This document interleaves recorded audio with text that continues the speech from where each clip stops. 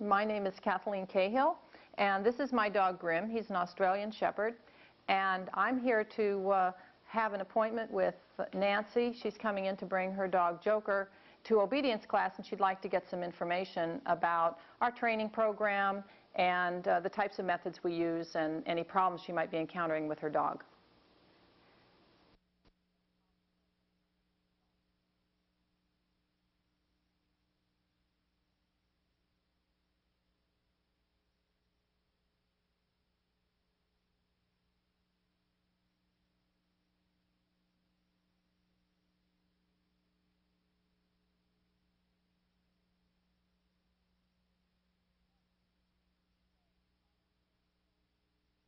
Um, he's 5 months old, you said?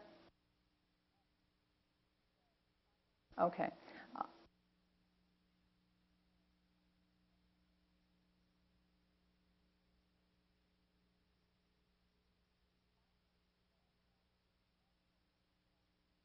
5 months is a natural time for the dogs to be chewing and to be getting into everything. How do you watch him when you're gone? Do you have him in a crate, or do you have a special place for him to be when you're not there? How do you handle that to keep him safe?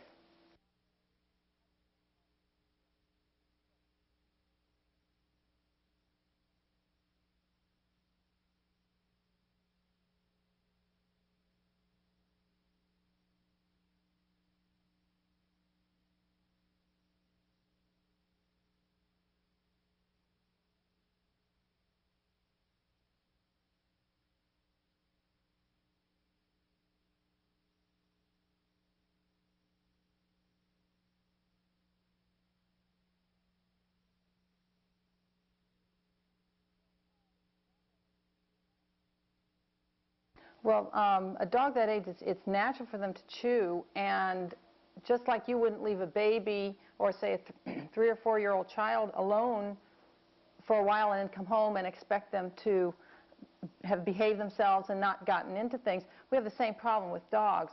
When they're puppies, if they're not supervised, then they can get themselves into all kinds of trouble, which usually means chewing on things because he is of an age to chew, and it's not something they do on purpose to make you angry. It's something they do just because it's natural. So you need to find a way of keeping him safe when you're not there. So when you come home, the first thing he sees is not an angry person, because then he may not be happy about you coming home, which adds a different problem. I suggest that you perhaps either get a crate for him so he's safe when you're not there. When you're home, you can tie him to your waist, which sounds funny, but when he's with you, he probably doesn't get into things. And it's a good way to keep him, make him understand that you are the one who tells him what to do and where to do it. And when he's tied to you, it keeps him safe, and he can't get into anything. And you just walk around with him tied to you. But obedient.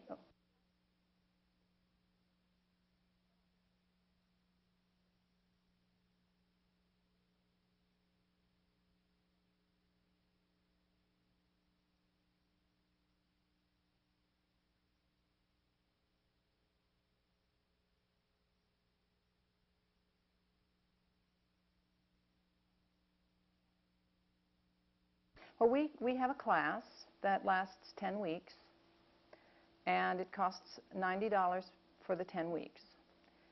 Included in that is your equipment, which will be a collar and leash, and a 15-foot lunge line, which is what we do part of our training on.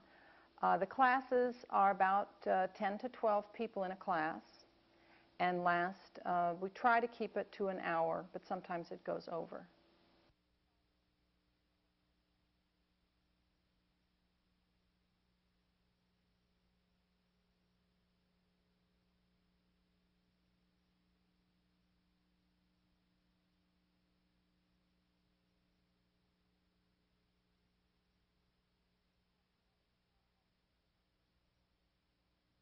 I have had interpreters in my classes before, and they usually sit to one side and maybe just a tiny bit behind me, so that the class can still see what I do when I demonstrate, but that you could also see them.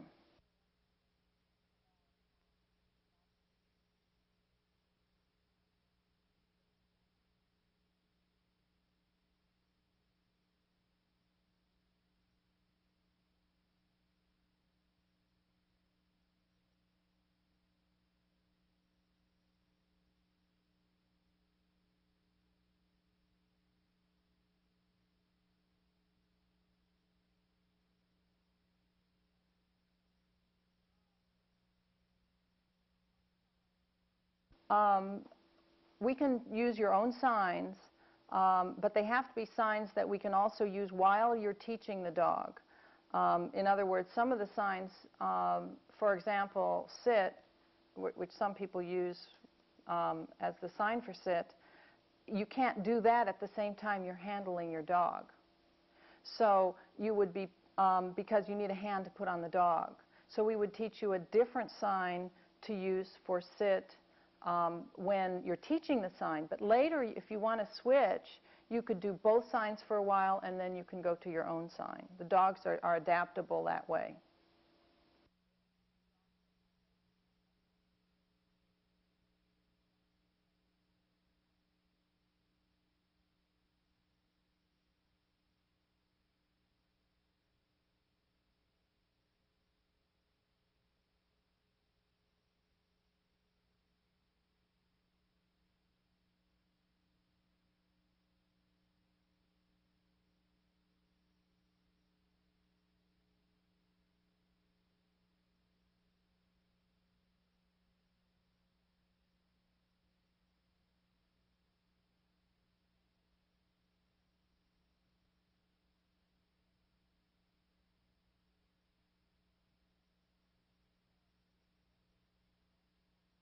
Okay, well, it's best to have one trainer with your dog.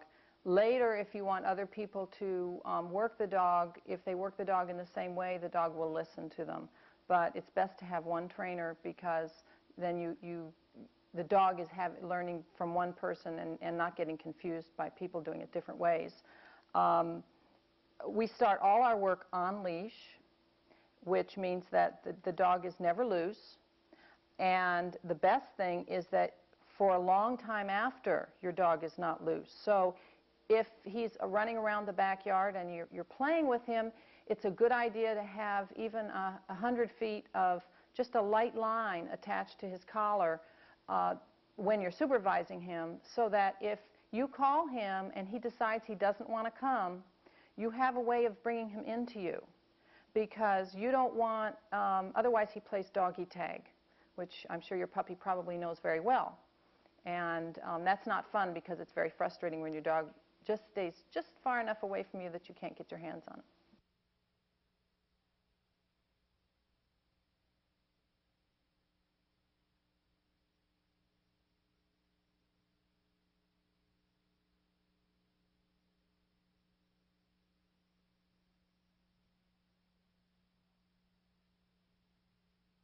The best thing is for you, but if obviously 10 weeks is a long time for somebody to commit and be able to be free for 10 lessons, what we'll do is schedule a makeup lesson for you. Because the way the program is building blocks, you really can't go to the next lesson until you do the first lesson, because the dog needs those skills to learn the next step. So we'll schedule a makeup for you either on a Saturday or an evening that's convenient for you to make up the lesson so that you won't fall behind.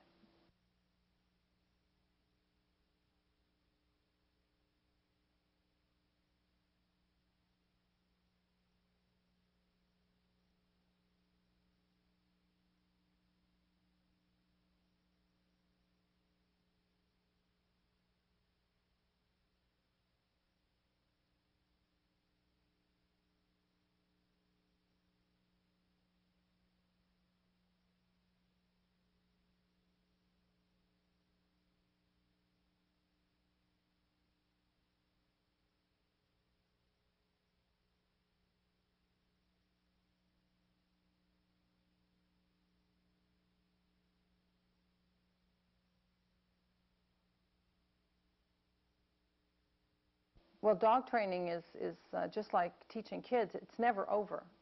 Um, at the end of 10 weeks, you have to continue working your dog because they will forget, because it's a new skill. It's like teaching someone to read and never giving them a book.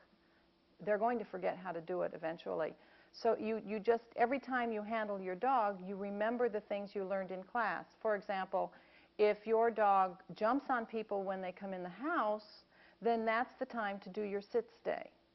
Put the dog in a sit-stay before you open the door.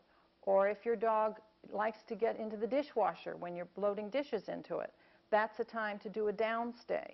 So your dog really doesn't forget the skills if you use them. And if you work with your dog, even, it doesn't have to be formal training. It's just that when you're working with your dog, if you tell him to do something, you have to make sure he does it. Even if you don't feel like getting up, going across the room and correcting him because he got up, for example, from a stay, you have to do it because you must be consistent if you want to be successful.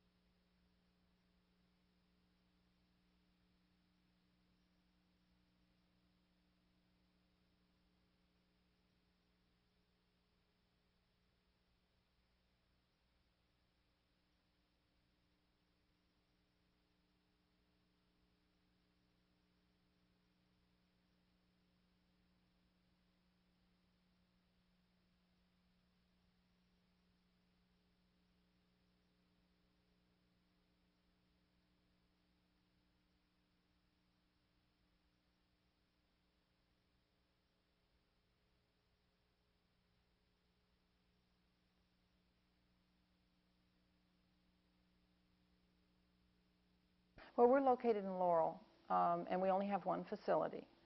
Um, but we have classes on different nights. So if, for example, you are in a Wednesday night class and one week you can't come, but you can come on a Tuesday night, you could make up the class on a different week. And it's really, if you think about it, even if it takes you an hour to get there, it's really only 10 weeks, one hour per week for 10 weeks, which to find a place that you're comfortable with and that you like the way they're training, then it's worth it.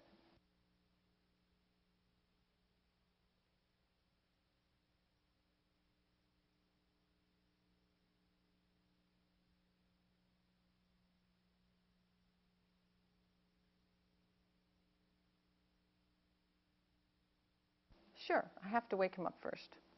Grim, what I'll do is I'll stand up and I'll walk around so that you can see we'll do heel, Grim stand. And heel means he's just going to walk on my left side. And then I'll turn around and he's going to do what we call an automatic sit. Grim heel. And when I turn around, he's going to sit. Okay, Grim heel.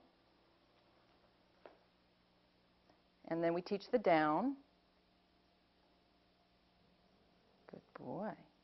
And then the stand, Grim stand. Because even though it's an exercise in the obedience ring, it's very useful because if your dog knows a stand stay, where you tell him stay, you can look at his teeth and you can look in his ears and check him for burrs and things so that you don't have to chase him around the house. And you can also groom him when he's in a stand stay. Makes it easier and you feel more like taking care of your dog. Grim down.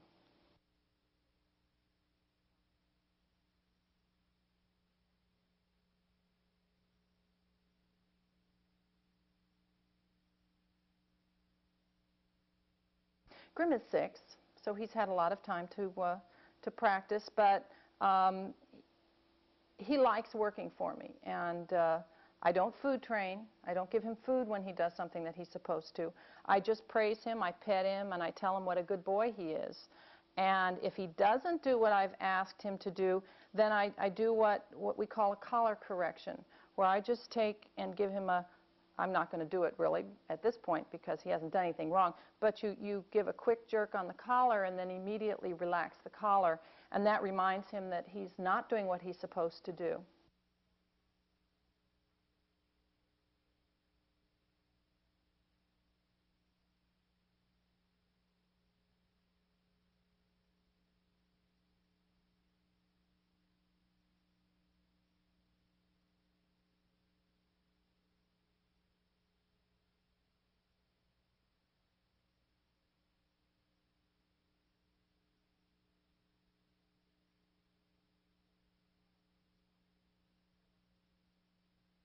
I give treats for tricks. When I come in from outside, they all sit, but I make sure they do something before they get a treat. They sit, and then I give them their treat. The problem I find with food training for obedience, there's going to be times that you're not going to have a treat in your pocket, and your dog is going to be very interested in another dog or something, and you want his attention, and he's going to decide that he would rather do that because either he knows you don't have a treat or he just doesn't, he's not hungry. Whereas the way our program is set up, we don't give him a choice. He has to listen to us, and then he gets praise for doing what he's supposed to do.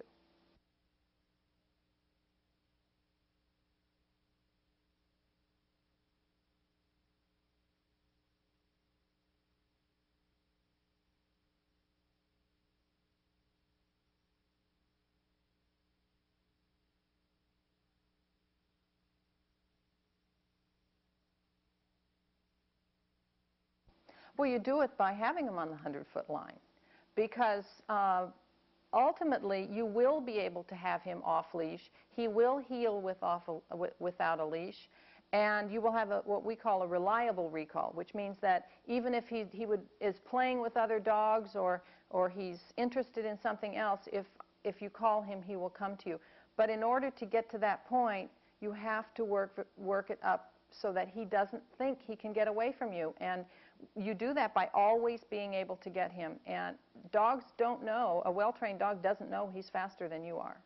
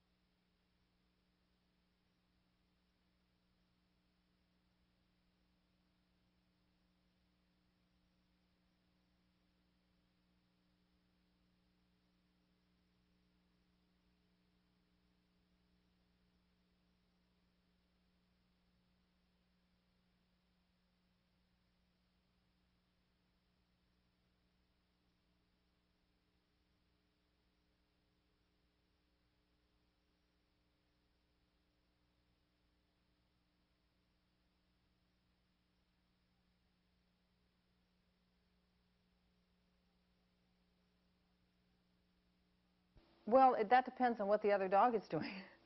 I think that a dog should be in a crate as long as they're a puppy when you're not supervising them. And they almost have to earn the right to be out. Dogs like their crates. Dogs are basically den animals, which means that like wolves and other animals that like small, cozy places, dogs like crates. It's a safe place for them. Mine spend a lot of time in their crates with the doors open because that's their bed. And so they're very comfortable going in there. But I know, for example, if someone comes to my house who doesn't like dogs, or I'm having a repairman in where I don't want my dogs bothering them, then I put them in their crates because then they're out of the way and they're safe and they're comfortable.